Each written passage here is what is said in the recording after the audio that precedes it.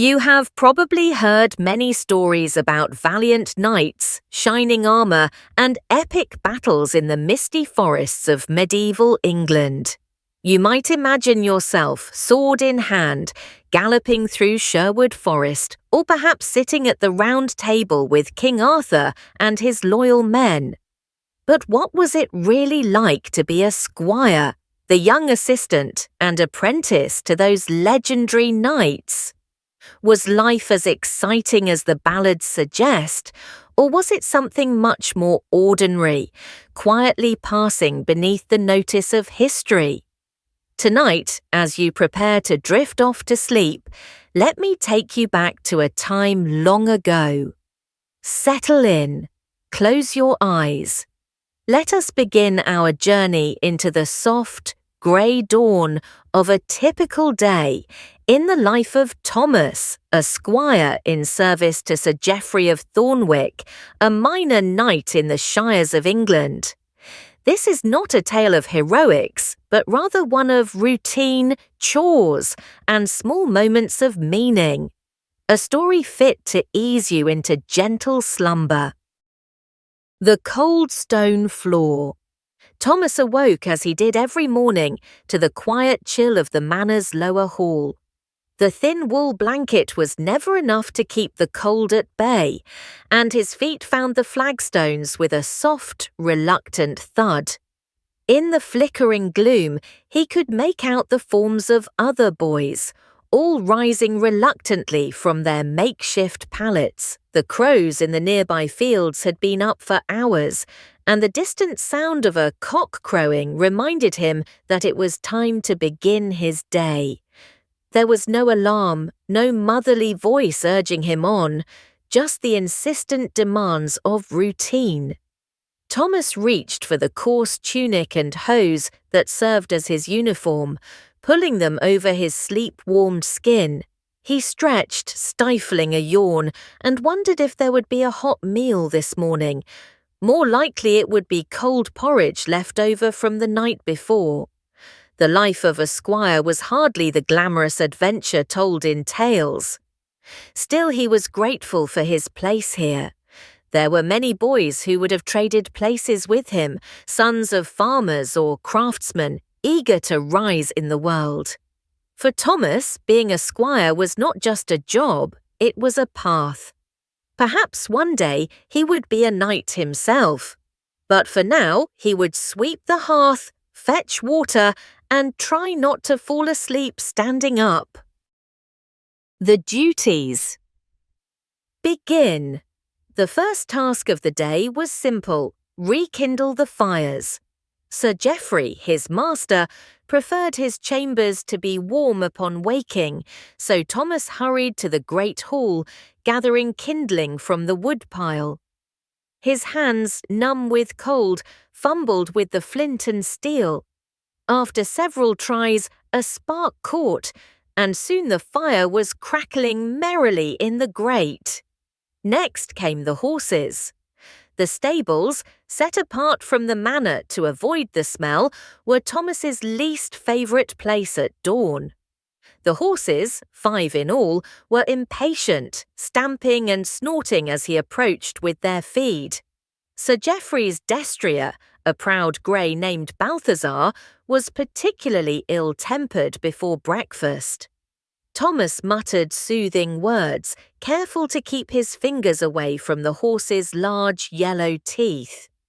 After the horses were fed and their stalls mucked out, Thomas hauled buckets of water from the well. Each trip was a test of strength, the wooden yoke digging into his shoulders as he trudged back and forth. His arms ached by the time he finished, but the satisfaction of a job well done warmed him more than any fire could. The long morning. Once the morning chores were done, Thomas returned to the manor for a simple meal: a crust of bread, a piece of cheese, and a cup of weak ale. He sat on a bench near the kitchen, listening to the cook complain about the state of the larder. There was never enough salt, never enough flour, always too many mouths to feed. Thomas nodded politely, chewing slowly, grateful for anything that filled his stomach. The rest of the morning was spent in study. Sir Geoffrey insisted that his squires learn not only the art of war, but also the art of words. Thomas recited prayers in Latin, stumbled through lines of poetry, and tried to remember the rules of heraldry. He was not the brightest pupil, but he was earnest. When the lesson was over, he helped polish Sir Geoffrey's armour, rubbing each piece with a scrap of cloth until it gleamed. The mail was heavy and awkward, but Thomas handled it with care. Training in the yard. After midday, the real work began. The squires assembled in the training yard, a patch of muddy ground bordered by battered wooden posts. They practiced with wooden swords, clumsily at first, then with more skill as the day wore on. Thomas's arms soon ached from the effort, but he relished the feeling of progress, however slight. Sir Geoffrey watched from a distance, offering the occasional word of advice or gentle rebuke. There were bruises, of course. Scraped knuckles, battered shins, the occasional black eye. But the boys laughed together, swapping stories and secrets between bouts. There was camaraderie here, a sense of belonging that Thomas treasured. An afternoon of errands. The afternoon was a blur of small tasks. Delivering messages to the steward, running errands in the village, helping the cook with her endless list of chores.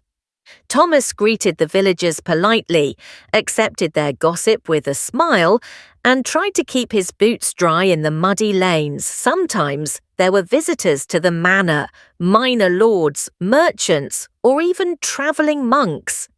Thomas was expected to be courteous, to fetch wine or bread, to stand quietly in the corner until dismissed.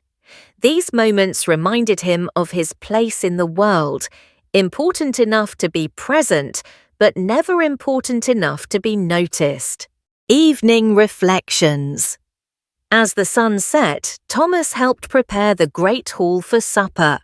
The tables were set with wooden trenchers and pewter cups, the food simple but hearty. Sir Geoffrey presided over the meal, sharing stories of his youth, tales of tournaments and far-off battles. The squires listened in awe, imagining themselves in his place. After supper, Thomas tended the fires one last time, checked on the horses and prepared for bed. He lay on his pallet, muscles sore, eyelids heavy, and thought about the day.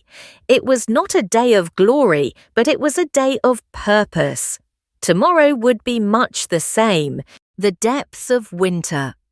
Winter in the Shires brought a hush upon the land.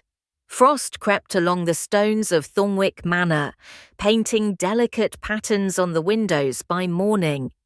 The days grew short and grey, the nights stretching long and cold.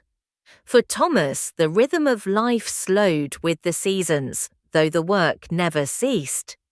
The stable was colder than ever, the straw thick beneath his boots but barely enough to keep the chill from his feet. Balthazar, the great destrier, huffed plumes of steam into the air as Thomas brushed his flanks. The other horses stamped and shuffled, impatient for their oats. Thomas learned to move quickly, his fingers stinging as he mucked out the stalls and lugged buckets of water, each trip to the well a test of endurance in the biting wind.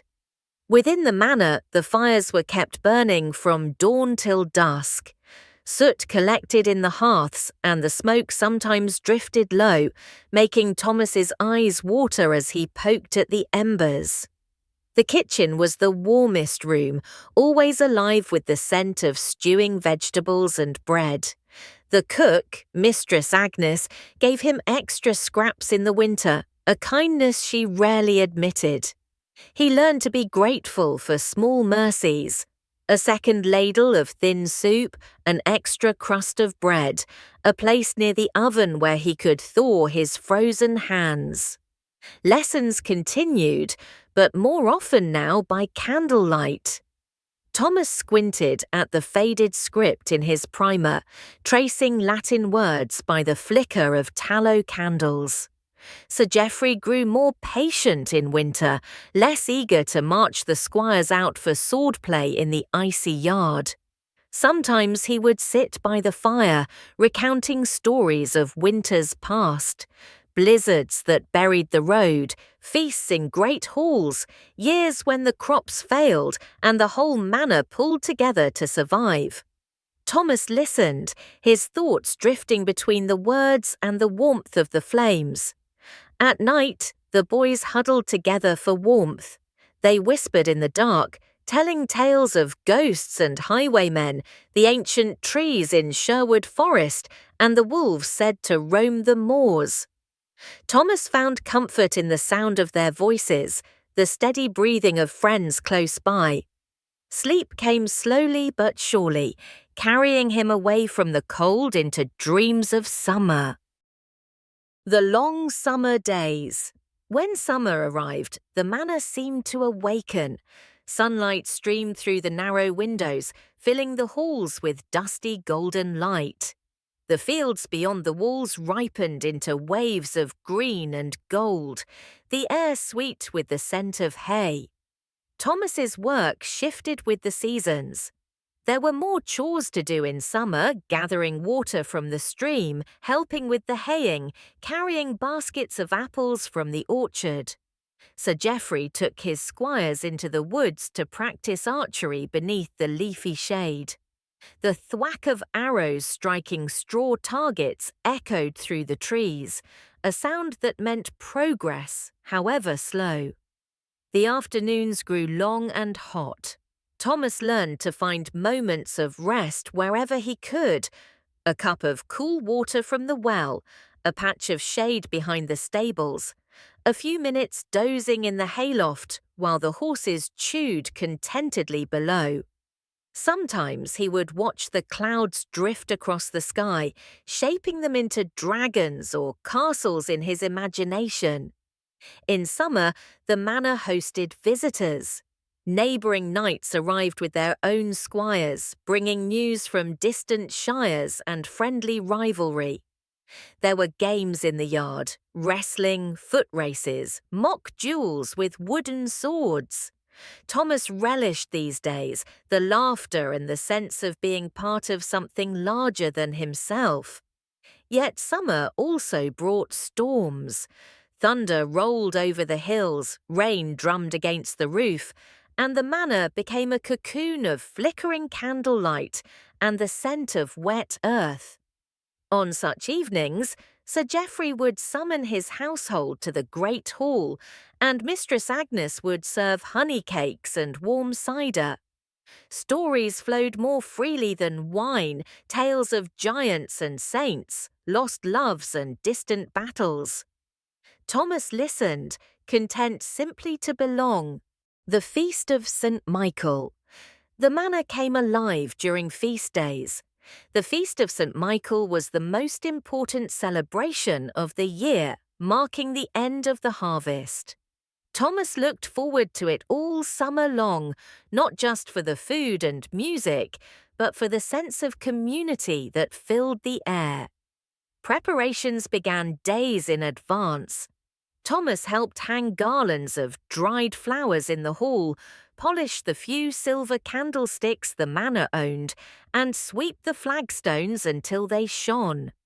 The kitchen was a riot of activity, pots bubbling on every hearth. Mistress Agnes barked orders at anyone who passed by, and the aroma of roasting meat drifted through the corridors. On the morning of the feast, the villagers gathered in the manor's yard. Sir Geoffrey stood at the head of the table, dressed in his best tunic, and blessed the harvest with solemn words. The priest from the neighbouring village intoned prayers, his voice echoing in the clear autumn air. Then the feasting began. Thomas ate his fill, roast goose, new bread, honeyed pears, and sweetmeats. The musicians played lively tunes, and the villagers danced, their laughter ringing through the night. For a little while, the burdens of daily life fell away, replaced by joy and togetherness. Later, when the fires had burned low and the last song had faded, Thomas helped clear the tables and tidy the hall. He was tired but happy, the warmth of the feast lingering in his heart. It was a good day, one to remember when winter returned. The tournaments. On rare occasions, Sir Geoffrey travelled to distant towns for tournaments. These were grand affairs, colourful tents, banners fluttering in the breeze, the sound of trumpets calling knights to the lists. Thomas went along as Squire, his heart pounding with excitement and nerves. The journey itself was an adventure. Riding at the back of Sir Geoffrey's retinue, Thomas watched the countryside roll by, villages with thatched roofs, fields thick with grain, deep forests where deer slipped silently between the trees.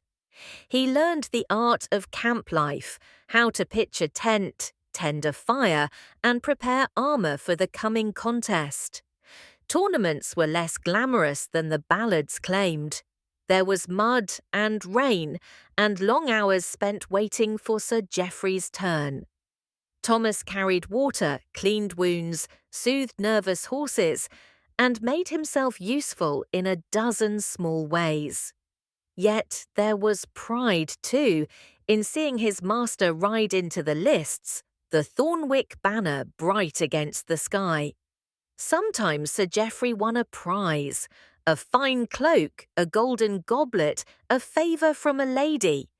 More often he came away with bruises and stories to share by the fire. Thomas listened carefully, hoping to learn something of courage or honour or the mysteries of growing up.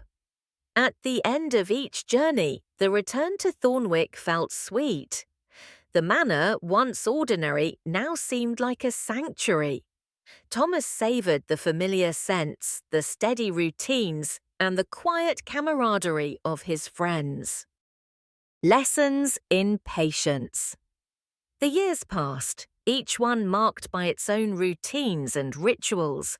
Thomas grew taller, his hands rough and strong from labour, his mind quickened by study and practice. Yet patience was the hardest lesson to learn. There were days of disappointment, when his sword felt clumsy in his grip, when Sir Geoffrey scolded him for carelessness, when the loneliness of service weighed on his heart. There were moments of envy, watching other boys rise faster or earn the praise he craved. But there was no choice except to continue, to rise before dawn, to finish each task as best he could, to trust that his efforts would one day bear fruit. Through it all, Thomas found comfort in small pleasures. The smell of bread baking, the laughter of friends, the warmth of a quiet fire at the end of a long day. In time, he learned that these simple joys were as precious as any title or prize. On the road, the slow journey. Early one misty morning, Thomas found himself packing saddlebags and tightening straps for a journey with Sir Geoffrey. They were to escort a merchant caravan to the next market town, a trip of 3 days across rolling fields, tangled woods, and muddy tracks. For a boy who seldom left the manor, each journey was both an adventure and a source of quiet anxiety. The procession set off at dawn, the dew still shining on the grass. Sir Geoffrey rode at the head, his armour polished, his lance carried by a proud retainer. Thomas followed behind, leading a pack horse loaded with provisions: cheese, hard bread, dried fruit, salted beef, a skin of sour ale. He felt important, but also exposed in the vastness of the open road. The world outside Thornwick seemed impossibly wide. The path wound past thatched cottages, where women waved from gardens, and chickens scattered before the horses. Farther on, they passed shepherds watching over flocks, their dogs barking at the unfamiliar travellers. Every so often, Thomas glimpsed the distant shape of a ruined tower or the grey stone of an ancient church. Travel was slow. The wagons moved at a walking pace, often stopping to mend a wheel or clear fallen branches from the path. When the sun rose high, Sir Geoffrey called for a halt. The men stretched out on the grass, chewing on bread and swapping stories, while the squires watered the horses at a shallow brook. At night, they camped beneath the stars, building a small fire and circling the wagons for protection. Thomas found the darkness unnerving. Every rustle in the bushes seemed like the approach of bandits or wolves. Yet nothing happened. Only the hoot of an owl, the soft sigh of wind in the trees. Sleep, when it came, was restless but deep. He missed the comforts of the manor, the steady warmth of the kitchen, the laughter of his friends, the simple certainty of daily routine. Yet he knew that this too was part of his training, learning to endure discomfort, to adapt, to watch and listen. Meeting a stranger. On the second day of the journey, the caravan met a lone traveller, a thin, weathered man dressed in patched clothes, leading a small donkey laden with sacks. He hailed Sir Geoffrey respectfully and asked for permission to join the company for a mile or two until the road split. Sir Geoffrey agreed, and the man walked beside Thomas for a time. His name was Adam, a peddler who sold ribbons, pins and trinkets from town to town. As they walked, he told Thomas tales of far-off places, the great city of London, where towers touched the clouds, the wild forests of Wales, where outlaws still hid, the coastal villages where fishermen sang to the sea. Thomas listened, fascinated by the world beyond his own. Adam's stories were not always grand. Sometimes he spoke of hunger, of sleeping in barns, of the kindness of strangers, and the cruelty of others. Yet in his eyes, Thomas saw a quiet resilience, a sense that even a small, wandering life had its own dignity. When the time came to part, Adam pressed a wooden whistle into Thomas's hand. "For luck," he said with a smile. "And so you never forget to listen to the world around you." Thomas carried the whistle in his pocket, running his fingers over its smooth surface whenever he felt nervous or alone. Rain and sickness. On the journey home, the weather turned. Clouds gathered, and soon a steady rain soaked the travellers. Mud clung to their boots, their cloaks grew heavy, and even the horses seemed dispirited. Thomas shivered, wishing for a dry hearth and a warm bowl of soup. That night, huddled under a makeshift shelter of canvas and branches, Thomas felt the first tickle of a sore throat. By morning, his head throbbed and his body ached. He did his best to hide his discomfort, but Sir Geoffrey noticed. "Rest," the knight commanded gently, and for once Thomas obeyed. He lay curled in his cloak, watching the grey sky through half-closed eyes. The world shrank to the rhythm of raindrops, the scent of wet earth, the distant murmur of voices. It was a strange comfort to be cared for, even in so small a way. A serving woman gave him a sip of mead mixed with herbs. Another squire offered a crust of bread. Sir Geoffrey, when he thought no one was looking, laid a hand on Thomas's brow. "You'll mend," the knight said softly. "Every squire falls ill on the road at least once." By the time they reached Thornwick, Thomas was weak but healing. He slept for 2 days in a small corner near the kitchen, soothed by the sounds and scents of home. When he finally woke, the world seemed brighter, and his friends teased him about his adventure, but with kindness. The quiet burden of homesickness. Though Thomas grew used to the routines of Squire life, there were moments when homesickness crept in. Unexpected, bittersweet. He thought of his childhood village, the orchard where he once climbed trees, the sound of his mother's voice calling him in for supper, the little wooden whistle his father carved long ago.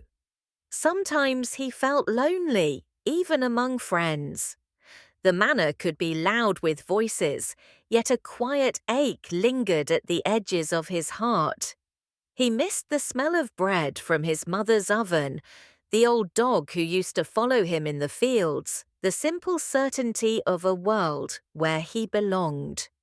On such nights, Thomas took out Adam's whistle and sat by the window, gazing at the stars.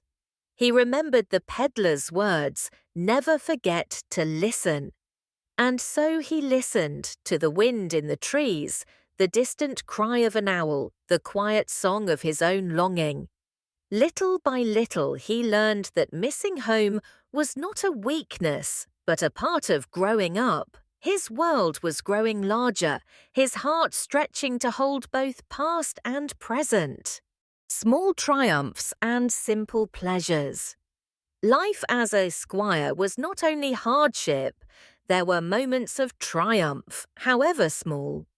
The first time Thomas saddled a restless horse without help. The day he recited a long Latin prayer without stumbling. The afternoon he managed to strike a bullseye in archery practice, surprising even himself. Sir Geoffrey, not quick with praise, gave a rare nod of approval. "You're learning," was all he said, but Thomas carried those words for weeks. There were other pleasures too, the laughter shared over spilled soup, the warmth of a hand on his shoulder after a hard day, the satisfaction of completing a difficult task. Sometimes the squires played simple games by the fire, tossing pebbles or inventing riddles. They traded stories, dreams, and secrets in the safety of darkness. In time, Thomas realized that these ordinary joys were the heart of his days. Glory and adventure might belong to the ballads, but comfort and friendship belonged to the real world. First march to battle. Thomas always knew this day would come. Every story he'd heard as a child, every tale of knights and battles, had carried with it the promise of glory and the quiet warning of danger. Yet the reality, when it arrived, felt nothing like he'd imagined. It began with a summons at dawn.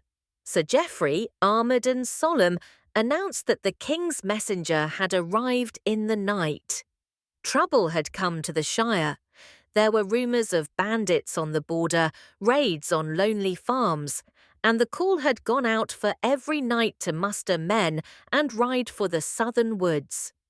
The manor was a blur of movement, boots thudding on stone, armour clanking, horses being saddled in the half-light.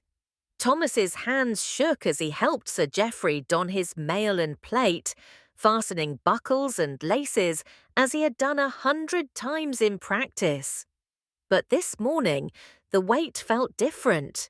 The sword was sharper, the surcoat newly washed, the colours of Thornwick stitched carefully across the chest. Sir Geoffrey's eyes met his, calm but serious. "You will ride with me," the knight said. "You must learn, Thomas. Every squire must." Thomas bowed, unable to speak, and hurried to gather his kit, a battered wooden shield, a small dagger, extra bandages, a water skin, dried bread. The squires rode behind the knights, each leading a pack-horse laden with supplies. The older boys tried to hide their nerves with laughter. Thomas felt the fear tight in his chest, but he kept his face still. The march was long and slow. The column wound through fields and woods, past farms where people watched in silence, some crossing themselves, others waving half-heartedly. There were no songs, no banners waving in the wind, only the steady clop of hooves and the low murmur of men speaking quietly to each other. As the sun climbed, the day grew warmer. Sweat trickled down Thomas's neck beneath his cloak. His thighs ached from the saddle. Now and then he glanced at the older squires, searching their faces for some sign of what he should feel. Some looked eager, others bored, one or two pale with worry. That night they camped in a clearing by the road. Fires were lit, food was shared, and Sir Geoffrey walked among his men, speaking in low tones. Thomas lay on his bedroll, staring at the stars. He tried to remember his training, how to hold a shield, how to stay behind the line of men, when to run and when to stand his ground. Sleep came fitfully, interrupted by the nervous laughter of boys and the distant howl of wolves. The reality of war. At dawn, the column moved again. It was nearly noon when they reached the edge of the disputed woods. Scouts brought word that the bandits had been seen, no more than 20 men, desperate and poorly armed, hiding somewhere among the trees. The knights dismounted, forming a loose line, squires and men-at-arms at their backs. Thomas clutched his shield, his mouth dry. He waited for the trumpet's call, the rush of glory the songs always promised, but there was no charge, no heroic shout. The knights advanced carefully, picking their way through the tangled brush. It was hard to see more than a few feet ahead. Sunlight flickered through the leaves, turning the world into a shifting pattern of light and shadow. Birds scattered from the undergrowth. Thomas nearly stumbled over a rabbit's burrow. Suddenly, a shout, a clash of steel, and then a brief flurry of noise. When Thomas caught up, the fight was already over. 2 of Sir Geoffrey's men nursed cuts on their arms. 3 of the bandits lay wounded, another dead. The rest had fled into the woods. There was no speech, no celebration. Sir Geoffrey knelt by the fallen, checked the wounded and ordered the squires to fetch water and help bandage wounds. Thomas worked quickly, hands shaking at first, then growing steadier. Blood was blood, whether shed in training or in earnest. The injured men groaned, grateful for the help. One of the prisoners was hardly older than Thomas. He looked up with hollow eyes as Thomas brought him water. For a moment, Thomas wondered what had brought the boy here. Hunger, desperation, anger. There was no time to ask. Sir Geoffrey made a sign of the cross and gave orders to march home. The march home. The return was quieter still. The wounded rode on carts tended by the squires. The air was heavy with the scent of crushed grass and sweat.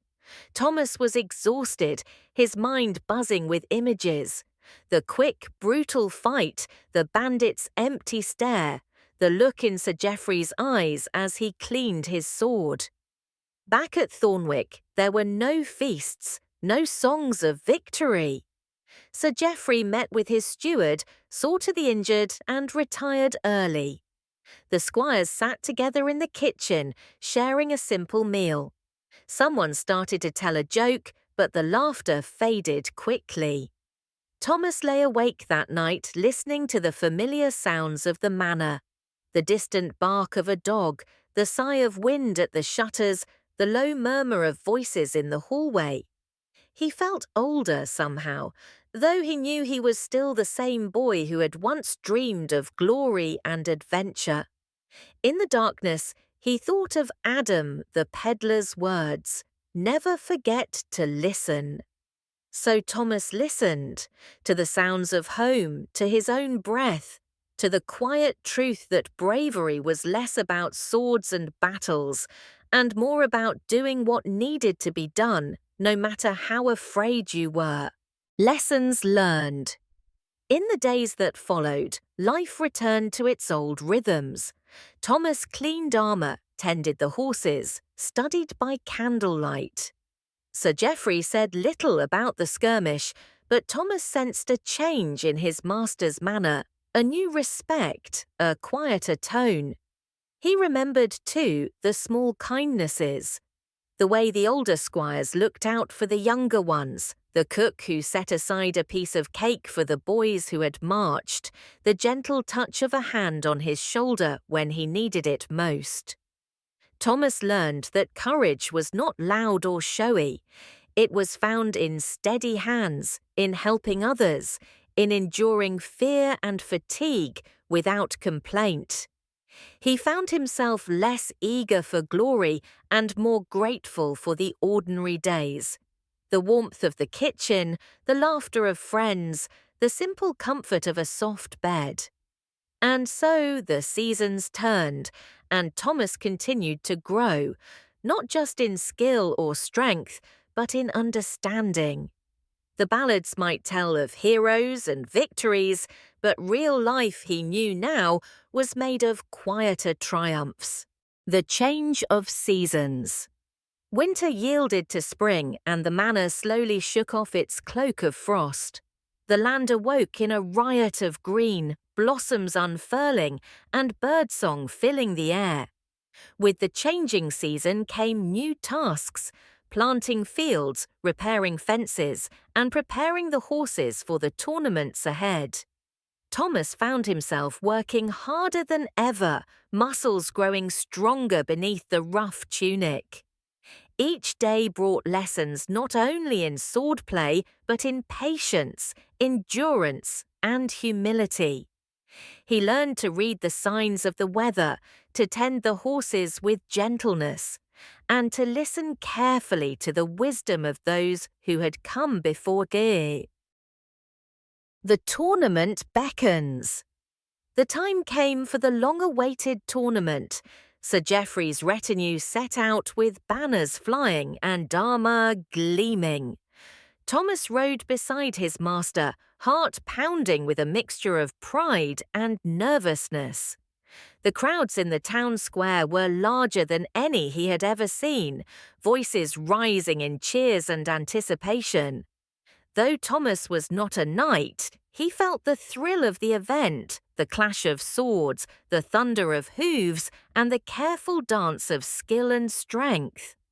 He watched as Sir Geoffrey fought valiantly, earning nods of respect and the admiration of the gathered lords and ladies. It was a day of glory, but also of lessons about honour, courage, and the price of war. Reflections by the fire. Back at Thornwick, the nights grew longer and quieter once more. Thomas often found himself staring into the flames, thoughts wandering far beyond the stone walls of the manor. He thought of his family, his village, and the boy he had once been. He thought of the man he hoped to become.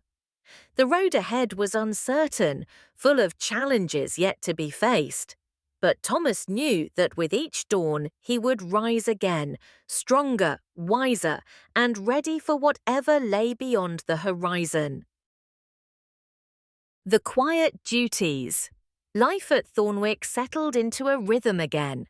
Thomas found comfort in the quiet duties that filled his days: mending armour, tending to the horses, fetching water, and sweeping the great hall.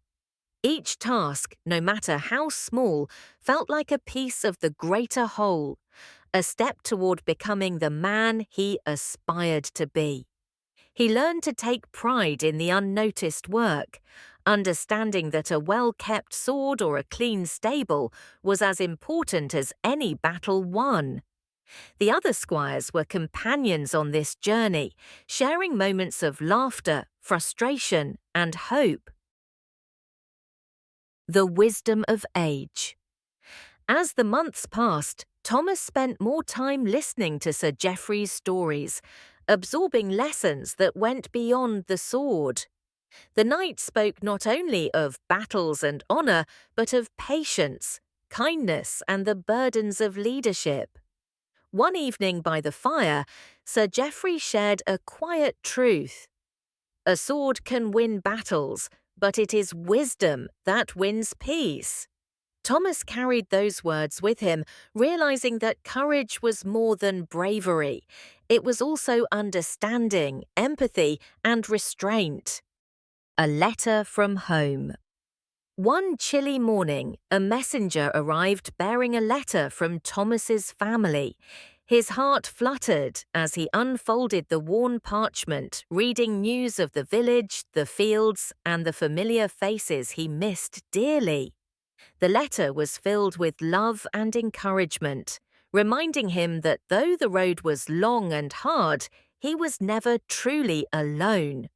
It renewed his resolve to persevere, to honor both his family and his master. The first snow. Winter returned softly, covering the land with a blanket of white. Thomas marveled at the quiet beauty of the snow-covered fields and the way the world seemed to pause beneath the stillness. The cold tested his endurance, but the warmth of the hearth and the company of friends made the season bearable. He found joy in simple pleasures, watching frost patterns on windows, sharing stories by the fire, and the hopeful promise of spring's return. The path forward. As the year drew to a close, Thomas stood at the threshold of a new chapter. He was no longer the boy who had arrived at Thornwick, wide-eyed and uncertain. He had grown, through toil, friendship, and quiet reflection, into someone ready to face the challenges ahead. The path was unknown, winding beyond the forests and fields he had come to love. But with steady hands and a calm heart, Thomas looked toward the horizon, ready to carve his own story in the tapestry of time. The ceremony of arms. The day Thomas had been waiting for finally arrived. The ceremony of arms. It was a solemn event held in the manor's great hall, where squires were officially knighted or advanced in their training. The hall was decorated with banners, and the air buzzed softly with anticipation. Thomas stood among his peers, his heart steady but full of emotion. Sir Geoffrey, clad in polished armour, approached him with a gentle smile. The knight placed a hand on Thomas's shoulder and spoke words of encouragement, words that echoed in Thomas's mind long after the ceremony ended. Though he was not yet a knight, the ceremony marked a rite of passage, a recognition of all the effort, growth, and lessons learned. The call beyond. Not long after the ceremony, news came of a new conflict on the distant borders of the kingdom. Sir Geoffrey prepared to ride out with his men once again, and this time Thomas was invited to join, not merely as a squire, but as a trusted companion. The weight of responsibility settled on Thomas's shoulders. He knew the dangers ahead were real, the challenges greater than any before. Yet he felt ready to face them, armed not only with sword and shield but with wisdom, courage, and the bonds forged through years of quiet preparation. Departure at dawn. The morning of departure was filled with bittersweet farewells. Friends and servants gathered to wish the men safe travels. Thomas looked back at Thornwick, the manor standing proud amidst rolling hills, a symbol of the life he was leaving behind. Mounting his horse, he felt the stirrings of a new adventure, the uncertainty of the road ahead mixed with the confidence that came from knowing he was part of something greater. The path stretched forward, disappearing into the misty dawn. Into the unknown. The journey took them through forests thick with shadow and sun, over hills blanketed with wildflowers, and across rivers sparkling under the midday sun. Each step brought new challenges: harsh weather, difficult terrain, and wary eyes watching from the woods. But there were moments of quiet beauty, too. The laughter of comrades, the crackle of campfires, and the endless sky above. Thomas found strength in these moments, holding onto the hope that beyond the unknown lay a future he could shape with his own hands. The first encounter. After days of travel, the company reached the edge of the contested territory. The air grew tense as the men prepared for their first encounter with the enemy. Thomas felt a mix of nerves and determination, knowing this moment would test all he had learned. They moved cautiously through the thick woods, every rustle and shadow making hearts beat faster. Suddenly, a shout echoed and the clash began, not the grand battle of songs, but a swift, chaotic skirmish. Thomas fought alongside his comrades, his hands steady despite the adrenaline. He saw both courage and fear in their faces, understanding that war was as much about endurance as it was about valor. Aftermath and reflection. When the fighting ended, the survivors gathered to tend the wounded and mourn the lost. The forest was quiet once more, but the weight of what had happened lingered heavily. Thomas helped bandage a fellow squire's cut and sat by the dying fire, his thoughts heavy. He realized that the stories of glory were only part of the truth. The real test was living through hardship and finding hope in small acts of kindness. Letters and longing. In a rare moment of respite, Thomas received a letter from home. The familiar handwriting brought comfort, and he read the words under the flickering candlelight. The letter spoke of the village's peace, the changing seasons, and the hopes of those left behind. It reminded Thomas of why he had come this far and gave him strength to face the uncertain days ahead. Growth and resolve. As weeks turned into months, Thomas grew not only in skill but in wisdom. He learned to read the signs of battle, to lead when needed, and to cherish moments of peace amid chaos. Though the road was hard and the future uncertain, Thomas held fast to his purpose: honor, duty, and the promise of a life shaped by courage and compassion. The promise of spring. As winter slowly loosened its grip, the land began to stir awake. Crocuses peeked through the melting snow, and birds returned with cheerful songs. Thomas felt the promise of new beginnings in the air, a reminder that no matter how harsh the season, life would renew itself. He joined the villagers in planting seeds and tending the fields, learning once again the rhythms of the earth. The chores were simple but meaningful, connecting him to the land and the people he protected.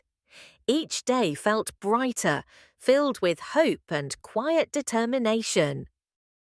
New responsibilities. Spring also brought new responsibilities. Sir Geoffrey entrusted Thomas with greater duties, overseeing the younger squires, managing supplies, and assisting with the training of archers. The weight of trust settled heavily on his shoulders, but he embraced it with earnestness. He understood that leadership was not about authority but service, guiding others with patience, example, and humility. The lessons of the past year had taught him that true strength came from within and from the bonds forged with those around him. A moment of peace. In the midst of his busy days, Thomas found moments of peace. Sometimes he would retreat to the edge of the forest, sitting beneath ancient oaks and watching the sunlight dance through the leaves. Here, away from duty and noise, he could reflect on his journey and dream of the future. These quiet hours nourished his spirit, reminding him that even in a world of swords and battles, there was beauty, kindness, and wonder. It was this balance between strength and gentleness that he sought to embody. The road ahead. Thomas knew the path before him was long and uncertain. The kingdom faced challenges, and his role within it was still unfolding. Yet he felt ready, shaped by experience, guided by wisdom, and supported by friendship. He looked toward the horizon with quiet confidence, prepared to face whatever came next with courage and grace. His story was far from over. In many ways, it was just beginning. The arrival of news one crisp morning, a messenger arrived at Thornwick with urgent news from the king's court. The kingdom was calling for aid once again. A neighbouring lord had been besieged, and reinforcements were needed. Sir Geoffrey gathered his men quickly, and Thomas felt the familiar stir of duty rise within him. Preparations began immediately. Armour was polished, horses fed and groomed, and supplies packed with care. The manor buzzed with activity, but beneath the bustle, a quiet tension lingered. Each man knew the road ahead might be perilous. Farewell to home. The day of departure was tinged with sorrow and resolve. Families gathered to bid farewell, hugs were exchanged, and promises made to return safely. Thomas looked once more at the familiar stone walls of Thornwick, the fields where he had grown, and the faces of friends who had become like family. Mounted on his horse, with the sun rising behind him, he took a deep breath and urged his mount forward. The path ahead was unknown, but his heart was steady. The march begins. The company rode out in orderly formation, the sound of hooves echoing across the morning dew. The countryside unfolded around them, rolling hills, dense forests, and quiet villages. Thomas felt both the weight of responsibility and the thrill of the journey. Days passed with the steady rhythm of travel, marching, setting camp, sharing stories by the fire. Each step brought them closer to the challenge, and Thomas found strength in the camaraderie of his comrades. The siege upon arrival, the scene was grim. The besieged castle stood surrounded by enemy forces, banners flying defiantly against the grey sky. The air was thick with tension and the smell of smoke. Sir Geoffrey quickly organised the defences and prepared for battle. Thomas moved among the men, offering aid and encouragement. The coming days would test their courage, endurance, and faith. Long nights and vigil. The nights during the siege were long and filled with unease. Thomas stood watch beneath the stars, listening to the distant sounds of clashing swords and war cries. The flickering torches cast eerie shadows on the castle walls, and the cold seeped into his bones. Though fear gnawed at his heart, Thomas found solace in the steadfastness of his comrades. They shared quiet moments of prayer, whispered stories, and small acts of kindness, passing water, tending wounds, or simply offering a reassuring smile in the darkness. The turning tide. After weeks of relentless pressure, the siege began to falter. Reinforcements arrived, and the enemy forces grew weary. The defenders seized the moment, mounting a daring sortie that caught their foes by surprise. Thomas fought alongside Sir Geoffrey, feeling the weight of his sword and the rush of adrenaline. Though the battle was fierce and unforgiving, hope bloomed amidst the chaos. Victory was within reach.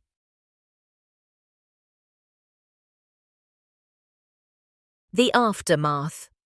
With the enemy routed, the castle's defenders tended to their wounded and mourned their lost. The walls bore scars of war, broken stones, scorched timbers, and memories etched into every corner. Thomas reflected on the price of victory, the bravery, the sacrifice, and the fragile thread that held peace together. He knew that the world beyond Thornwick would never be the same, and neither would he. Returning home. As the company prepared to return to Thornwick, Thomas felt a mix of relief and anticipation. The journey home was slower, filled with stories of the siege and plans for the future. Riding beneath familiar skies, Thomas saw the manor rise once more in the distance, a beacon of stability and hope. Though the road had been harsh, it had forged him anew. The gates of Thornwick opened wide to welcome the weary travellers. As Thomas and the others crossed the threshold, a wave of relief and joy washed over them. Friends and family rushed forward, their faces alight with smiles and tears alike. The air was thick with embraces, words of gratitude, and the soft murmur of prayers for those who did not return. Thomas found himself seated near the hearth in the great hall, the flickering flames casting warm shadows on the faces of those who gathered around. Stories of the battlefield flowed freely, tales of bravery, loss, and moments of quiet heroism. Each word hung heavy with meaning, and Thomas listened intently, feeling the weight of shared sacrifice and the preciousness of survival. The fire's glow reflected in his eyes as memories of fallen comrades and hard-fought battles settled deep within his heart. Though weary, he felt a newfound sense of purpose, a commitment to honor those who had fallen by living with courage and compassion.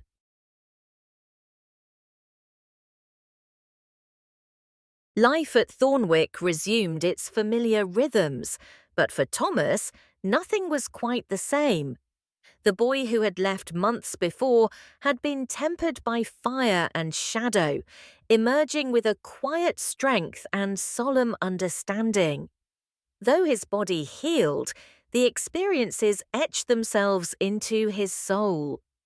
He found himself cherishing simple moments, the warmth of a shared meal, the sound of laughter among friends, the comforting weight of his sword at his side. Thomas moved with a calm assurance now, his gaze steadier, his presence more grounded.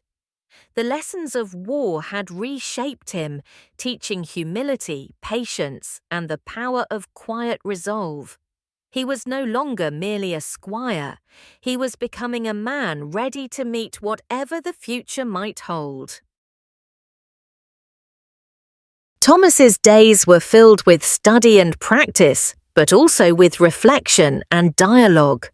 Sir Geoffrey, ever the patient mentor, imparted wisdom beyond the art of combat, lessons on leadership, empathy, and the burdens of command.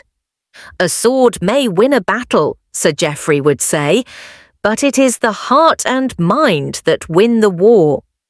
Thomas took these words to heart, understanding that true strength encompassed more than skill with a blade. It was about understanding people, making difficult choices, and standing firm in the face of doubt. His training extended beyond the physical to embrace the complexities of justice, mercy, and honor. With each passing day, Thomas grew not only as a warrior, but as a thoughtful, compassionate leader. In quiet moments beneath the stars, or beside the flickering hearth, Thomas dreamed of a world transformed. A world where swords were laid down in favour of peace, where laughter replaced lament, and where kindness was the greatest form of courage. These dreams filled his heart with hope and fueled his determination. Though he knew the path ahead would be fraught with hardship, Thomas believed in the possibility of change. He longed to help build a future where such dreams could flourish. Each morning, he rose with renewed purpose, to be not just a man of strength, but a beacon of light in dark times. The chill of winter faded as spring breathed life into the land once more. Green shoots broke through the thawing earth, and the song of birds filled the air. Thornwick blossomed with colour and vitality, mirroring the new energy within Thomas himself. He laboured alongside villagers planting seeds and tending the fields, feeling a deep connection to the earth and community. Each seed sown was a promise of growth, renewal, and hope. The rhythms of nature grounded Thomas, reminding him that life was a cycle of seasons, of endings and new beginnings, of patience and reward. Sir Geoffrey's faith in Thomas deepened as the young man demonstrated wisdom beyond his years. Thomas was entrusted with overseeing the training of new squires and managing important tasks within the manor. His leadership style was marked by patience and humility. He listened before he spoke, sought counsel when unsure, and led by example in small things. Thomas understood that authority was not about command, but about service. The respect he earned was quiet but profound, built on trust and genuine care for those he guided. Thomas was becoming the kind of leader Thornwick needed, strong, wise, and compassionate.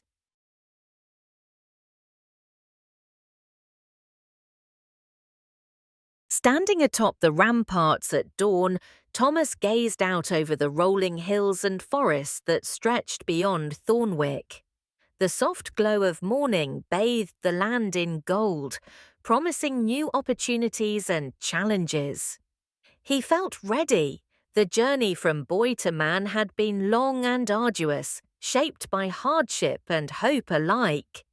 Now, with sword at his side and wisdom in his heart, Thomas embraced the dawn of his new life. The story was far from over.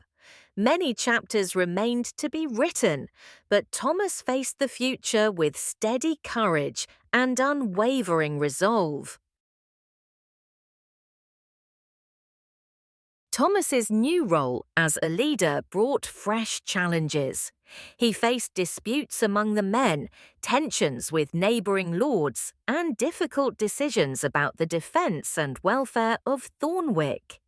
Each day tested his patience and judgment. Though uncertain at times, Thomas grew more confident, relying on the lessons he'd learned and the counsel of trusted friends. He discovered that true leadership required humility and listening as much as commanding. Amidst the trials, Thomas found comfort in deepening friendships and the stirrings of young love. Quiet moments shared by the hearth, stolen glances during training, and whispered conversations beneath the stars added richness to his life. These relationships grounded him, reminding Thomas that strength was not only in battle, but in connection and compassion. Dark clouds gathered over the kingdom as threats loomed larger. Rumours of war spread, and Thomas felt the weight of impending conflict. Preparations intensified, and his leadership was tested as never before. Yet, amidst the turmoil, Thomas held fast to hope, believing that courage, unity, and wisdom could see them through the darkest hours.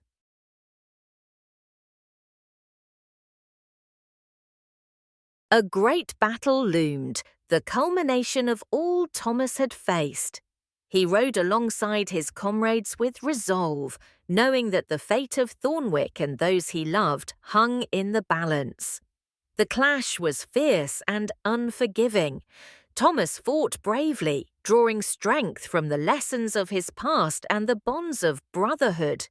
Though the cost was high, their courage prevailed it. With the conflict ended, Thornwick entered a time of peace and rebuilding. Thomas returned, changed by war but steadfast in his purpose. He dedicated himself to teaching the next generation, sharing not only skill but wisdom, the importance of honor, compassion, and hope. Standing once more upon the ramparts, Thomas gazed toward the horizon, ready to face whatever came next, knowing his story was part of a greater tale, one of growth, resilience, and enduring light.